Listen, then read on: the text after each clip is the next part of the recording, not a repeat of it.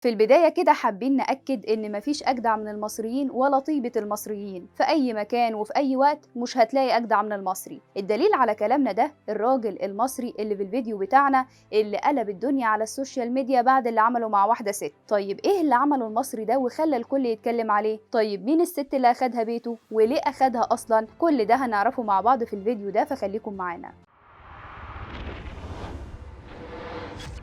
خلال الكام يوم اللي فاتوا طلع فيديو على السوشيال ميديا قلب الدنيا حرفيا، كلام كتير عنه وعن جدعنة الراجل بطل الفيديو.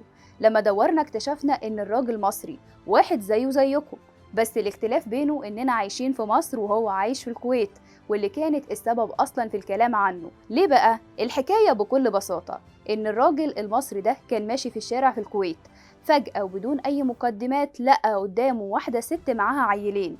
الست عمالة تعيط وحواليها كراكيب كتير زي عفش بيت مثلا. اتضح فعلا ان هو عفش بيت. الراجل المصري ما كدبش خبر وراح على الست يسألها ايه قصتها ويعرف منها قاعدة كده ليه. اول ما اتكلمت عينه رغرغت من الدموع، لانه عرف انها ست مصرية وواحد كويتي طردها من الشقة اللي كانوا ساكنين فيها علشان مش دافعين الايجار.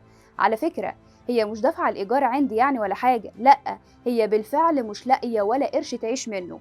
الحال واقف معاها الفترة دي والشغل اللي كانت فيه وقف. المهم أخونا المصري لما شاف الحال كده قرر في لحظتها الست دي تبات عنده الليلة هي وعيالها، ومراته تعمل لهم كمان أحلى أكل ويضيفوا أحلى مضيفة. قال لها المصريين لبعض في أي حتة وفي أي مكان كلنا ولاد تسعة، وإن هنتي على الغريب ما تهونيش على ابن بلدك، سداد في أي حتة وأي مكان. بعد الحوار ده طلع إن في ناس صورت الكلام ده وتصرف صديقنا المصري مع الست المصرية في الغربة، والكل فرح بيه وبجدعنته وشهامته، حتى الشعب الكويتي فرحوا بيه.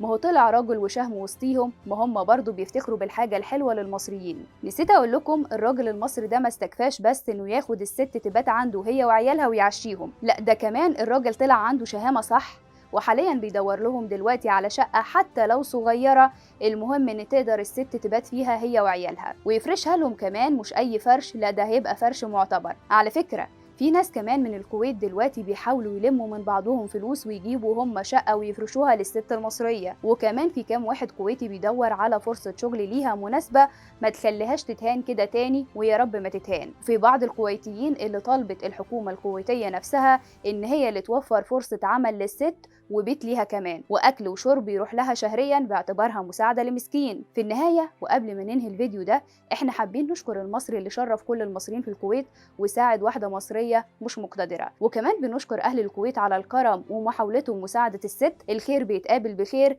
اعمل الخير في أي وقت وأي مكان.